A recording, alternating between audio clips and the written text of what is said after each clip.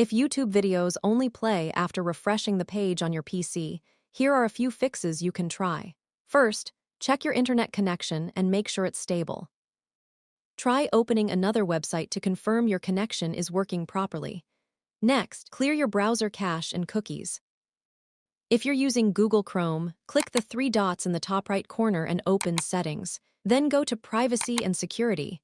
After that, select Clear Browsing Data. Here, you want to clear your browser cache completely. You should also disable browser extensions, especially ad blockers or video-related extensions, since they can sometimes interfere with YouTube playback.